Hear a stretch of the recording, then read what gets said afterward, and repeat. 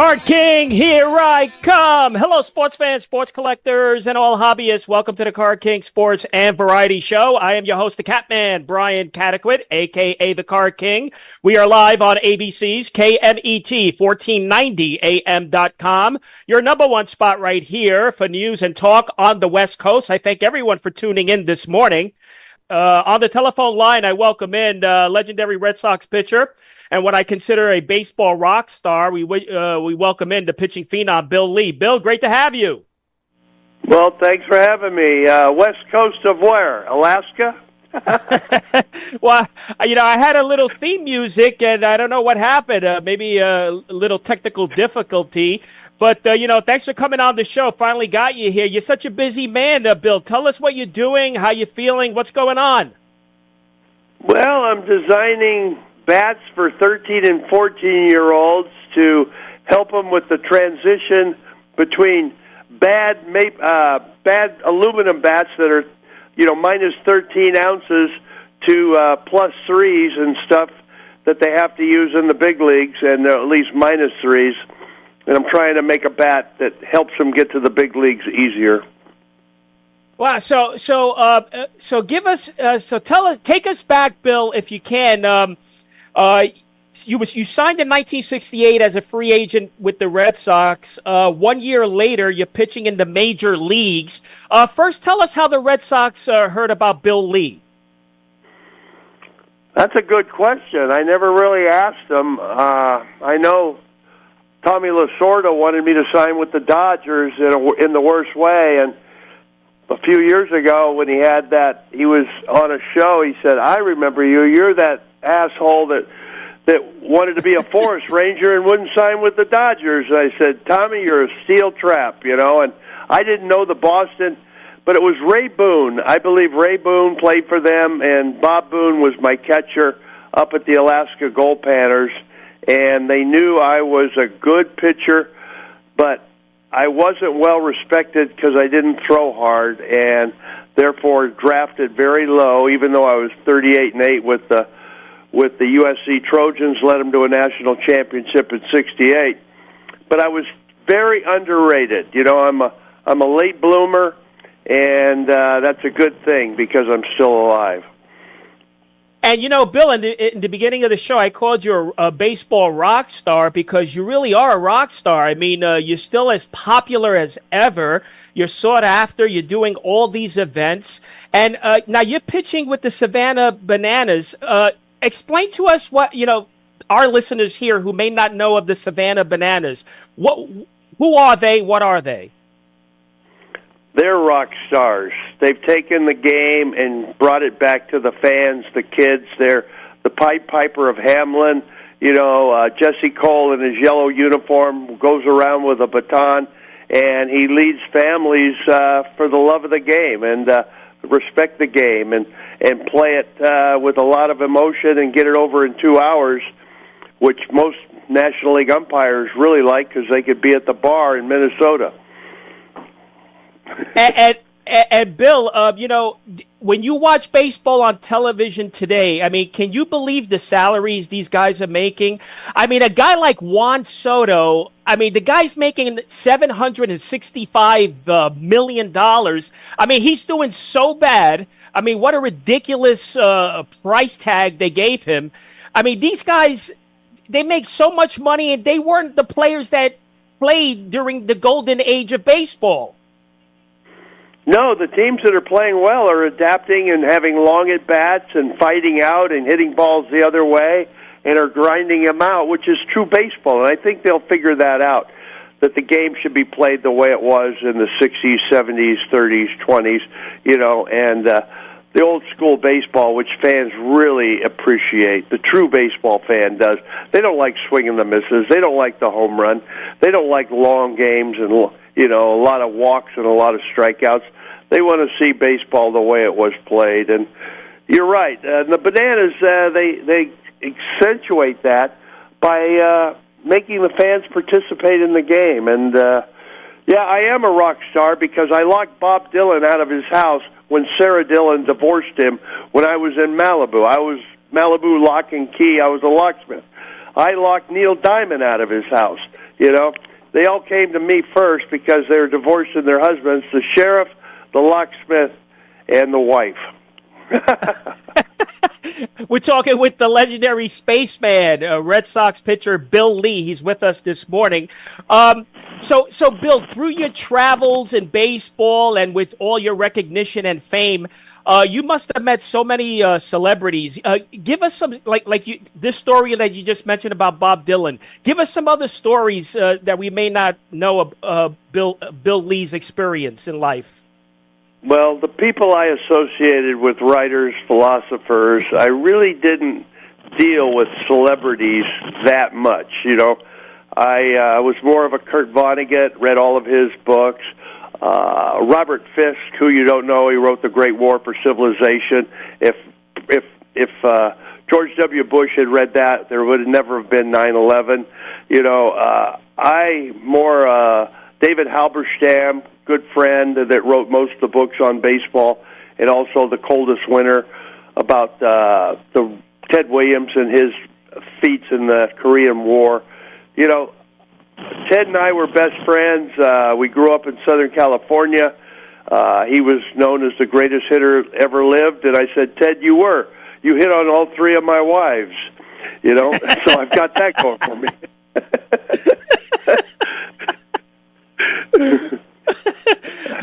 1969, he hit on Mary Lou, pregnant at the pool in Winter Haven. He hit on Pam at Fantasy Camp when he was doing the Red Sox fantasy camps with Bobby Dorr and Pesky and all the guys. And then he hit on my present wife in a wheelchair at the Breakers Hotel in Palm Beach. He was the greatest hitter that ever lived. No, is that true? That is absolutely true. That's the thing about my life. It's serendipity. It's very private, but I keep it there, and I hide on a farm in northern Vermont. And, you know, I've written books. I tell you, there's a story written by me that every fan should read. It's by George Palakis, and I've got it right here. And this is what fans, if they want to know Bill Lee, the rebel hero in baseball, Bill Spaceman Lee in an orbit all his own, George Palakis. He was at Auburn University, and he wrote it, volume 21, page 121 to 138. You read that, and you will know me. And Bill, you know, I got to remind everyone, you had 3 consecutive years in a row, 1973, 74, 75. You won 17 games in a row. And I saw a video on YouTube where Fred Lynn says, Bill Lee was unbelievable. Pitching at the Green Monster, a left-handed pitcher, winning 3 years in a row, 17 games. That's all you need to know. I was 9-2 in 71 when they finally used me. In 72, I only pitched. I had no starts. Eddie Casco didn't pitch me. We lost to Detroit by a half a game. We lost to that game because I wore a T-shirt in spring training, a Rolling Stones tongue that said "Lick Dick" in 72. And he would not play me. You can look it up. I would have won 17 games that year, too. But he was stupid. He had a guy named Roger Moret, 48 and 18. He didn't use him either. You know, I'm telling you, the guy was as dumb as a post and a Republican. Well, you know, I may piss you off a little bit with this question. What was the deal with Don Zimmer? I was too young to know about what happened. He was the second dumbest guy I ever met. He was dumb, too. He was a gambler. I don't even think he could read or write. You know, he always went to the dog track. Him and the ground crew, Joe Mooney, they'd send the clubhouse boy out. They'd place bets over at frickin' the dog track and at Suffolk Downs. You know, the guy was a gambler. He's from Cincinnati. What was his name? Ulysses S. Grant say about Cincinnati during the Civil War? He said they should all be hung by the neck until dead. I mean, 1971, you were the Red Sox Fireman of the Year. Yes, I was. Right, you were. Now, have you heard this? The best. You were the best Red Sox lefty since Mel Parnell. Do you agree with that? Yes, I was. 100%. 100%. And the fact is, they misused me all this time. Hey, in 1981, Look up my record with the Expos. I got released, not picked up by any team. Dick Williams wanted me in San Diego, and Ballard Smith and Jack McKeon wouldn't let me on the field. Look that up. I was blackballed from the game of baseball. Why? Because I'm one of the guys that got the salaries for all the ball players, which goes back to your original question on Soto. And the funny thing is, these guys are making way too much money, and the owners never open their books, and it's their fault first. If they had opened their books, we would have had a really good system where everybody was paid the right amount of money. Yeah, I mean, and Bill, this is why I love radio, because we can go all over the place. There's no structure Me too. here. I love radio. I only listen to radio. I do not have TV. Yeah, unscripted. This is why I love radio. So I want to go back to 71. You relieved, I don't know if you recall this game. You relieved Jim Longborg. Third inning, you held six. Yeah. Right? And you beat the Yanks 7-4. That was your first major league win? Yeah, it probably 71. was. I think I'm 13-4 lifetime against the Yankees. I'm a Yankee killer. I love to pitch against the Yankees. Now, have you heard that in your early years, people say that you look like Jim Longborg? Have you heard that? I do. I saw a picture of me in Worcester when I had my heart attack, and I said, I didn't look good. I looked like Jim Longborg, but Jim Longborg was healthier than me. My third heart attack, I got a picture of it. Guy gave it to me. I do look like Jim Longborg. The funny thing is, we are exact mere opposites. He is very conservative, and I am very liberal. I believe in the curveball. He said the curveball hurts your arm. Guess who got proven right last year? Bill Lee. And speaking about these pitchers, talk about the Leafus pitch, because there weren't many people during your era throwing that blue pitch. I believe Dave LaRoche had the LeBlob. Yeah, he had that. Era. I had the rotation, though. I had the best because I threw my hips back, and I got more rotation on it, and I had more vertical drop. And the funny thing is, I have a movie out now that's gone viral called Ephus. Yeah, I read a statistic that when you threw the Leafus, it was like 60% accurate. It was. I have amazing control with it. I still have amazing control with it. And the funny thing is, Coluccio with the White Sox, he swung at it 3 times and missed and charged the mound. I laughed my ass off. And Bill, I got to ask you this. I had Tony Perez on the show. We spoke a little bit about the 75 World Series. You threw him that pitch, and then he hits the home run. Was out that of the stretch?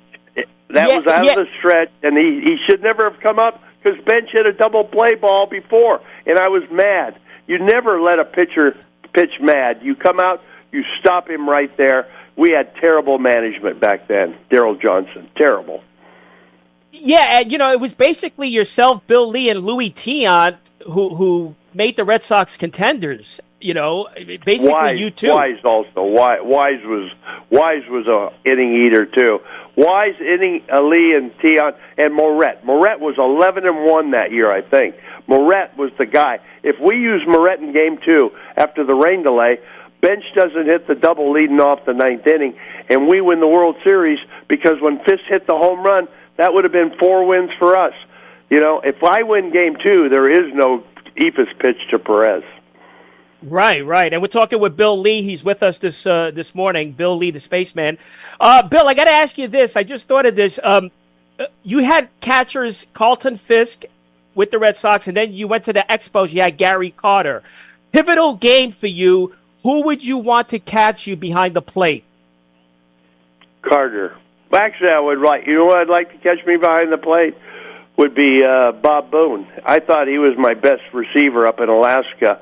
He was good, but Carter never missed a pitch. He was quick as a cat. And I didn't listen to. I changed pitches in the middle. I never pitched I pitched my pitch when I wanted to. I would read things in the middle of my windup and change pitches, and I think that Carter was a really good. I never crossed up. I didn't throw that hard. Fisk was good, but Fisk was methodical and slow. I didn't like the way he called games. Took too long. Really? So you prefer? So you in your opinion, you think Carter was better for you behind the plate than Carlton Fisk? Well, all the other catchers that caught me had better records than Fisk. So, I'm saying it just statistically it shows he and I didn't get along. We looked a lot alike too, and we battled each other. Fisk and I just didn't get along with him that well. He was too slow. When he's on his deathbed, he'll be there for 5 years. Well, wait a minute. So you didn't get along with Fisk. Who else didn't you get along with in the clubhouse? Anyone else? No, Yastrzemski was my bridge partner. He was a pain in the ass. I got along with the pitchers. Yeah, we were separated. Pitchers all were on one side. Hitters were on the other side. There was a duality and stuff. It was a segregation that we had. Blacks were all on one side. I was usually in Montreal. I was the only white guy on the black side of the room, And they said, Bill, you're the only white guy allowed on the back of the plane. And I said, boys, I'm from L.A. I ain't white. I'm just looking at some of these career highlights of yours. 1973, you make the All-Star team. How was that experience for you, being a member of the All-Star 1973 All-Star team? Terrible. Terrible? What happened? I had to ride with Reggie Jackson. I missed the team bus, and all he did was talk my ears off. Then we got to the ballpark, and Dick Williams wanted to know if there were any pitchers that weren't 100% positive they could get all the National League hitters out. And I raised my arm. And he goes, Bill, why? I go, because my dad said only fools are positive. Oh, man. Wow. And I didn't get in the game. That's what. Not too many people know that story. But Dick brought me up to the big leagues. Dick brought me to Montreal. Dick did not release me. Dick loved me. He said I was the only pitcher that had any guts.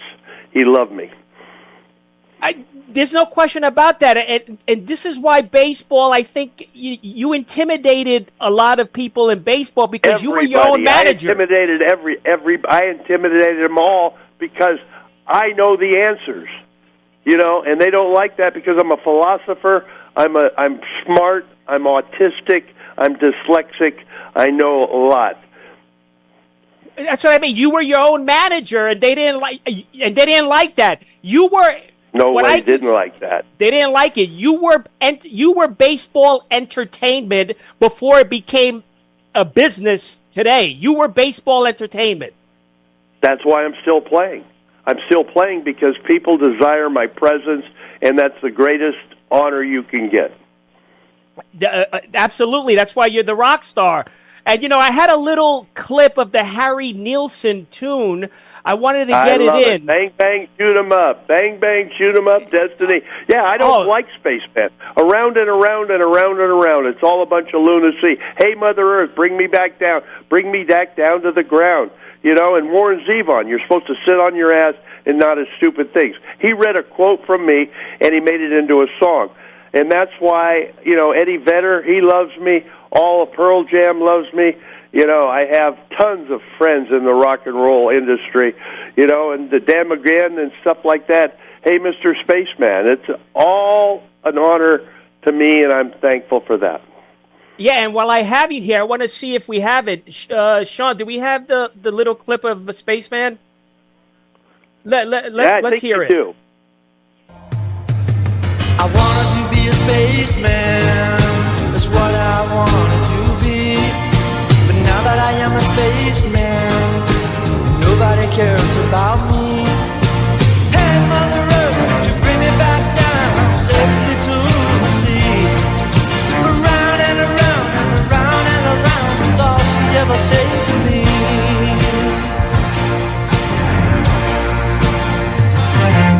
I wanted to make a good run, I wanted to go to the moon. I knew that it had to be fun, I told him to send me real soon. I wanted to be a spaceman, I wanted to be it so bad. But now that I am a spaceman, I'm back on the pad. There it is, the Spaceman, and we have with us The original Spaceman, Bill Lee, is with us. Yeah, it's an honor. It's an honor to be well respected by the alternative universe. That's a great song, Bill. That's your song, man. That's a great song. It is a great song, and they play it. I got one of the great clips that you haven't seen is when I drink the beer, throw it over my shoulder. I go out and they sing this song, and I throw a fastball by a guy, pops it up to right field, and I win the ball game on one pitch with the Bananas. And that's what I do. I can still get big league hitters out because I only got to throw one pitch, and someone's going to catch it. And I have a couple of more minutes with you. I want to get two more in, Bill. Yeah. The hardest pitcher for you ever faced, and the easiest. The hardest batter you ever pitched to, and the easiest you pitched to. Who was your toughest out? The hardest pitcher I faced was J.R. Richards when he threw the ball behind me in Houston.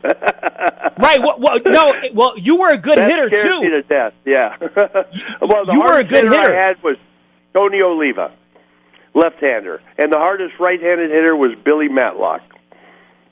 Bill Matlock and Tony Oliva. But you were also a good hitter, right? I was. I get the last triple in the American League in the regular season. You can look it up. Yeah, and I want to get this last one in. I love watching the David Letterman show with your appearance. Back then, you appeared on that show in 1990. There weren't many baseball players on the show. I think Hank Aaron did it in 82, and then I think Mantle did it in 87. You did it in 90. If I'm correct, I think you were the third ball player on the Letterman show. How was your experience doing the Letterman show? It was great. I said something wrong, and a contact lens came out of his eye, and they show it in slow motion hitting the table. So it was a memorable appearance. All right, so what's down the pipeline for you? What do you got going on? I'm pitching tomorrow at 11 o'clock at Burlington High School for my baseball team, 35 and over. So I'm still playing. All I got to do is make it through Saturday. And you're still appearing at some of these sports conventions, right? Signing your autographs. Yeah, they're bringing me around more and more, but I'm getting there. Basically, my fans are supporting me with $5 for beer, but I've used their last money they sent me for 4 truck tires. I only make $6,800, my pension, my Social Security. I don't really need much in life. I have a beautiful farm up here in Vermont. I just have trouble getting up and cleaning out the cobwebs. I'm getting kind of old. And, you're in Vermont. I didn't know in the past you had some relations with Bernie Sanders, right? Yeah, I worked for him. I was the ride arranger. I tried to get people to carpool to save fuel and keep the congestion off the roads.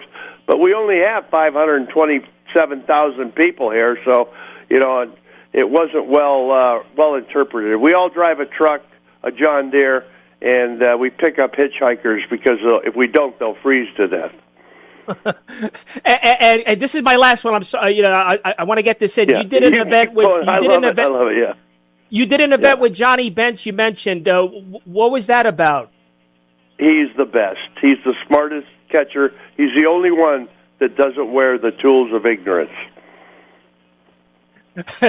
All right. So listen, I really appreciate your time. This was great. This was an honor for me. Well, thank you for having me on. Good luck to everybody on the West Coast. I love them all. Bye. Thanks, Bill. There it is, the legendary Bill Lee. You just heard him. Tried to get him on a few weeks ago. He's been so busy. He's traveling, doing events. I saw him at a sports card show in Massachusetts. He's still sought after. He is what I call Major League Baseball's rock star. Thank you so much, Bill. And till next week, happy collecting to all.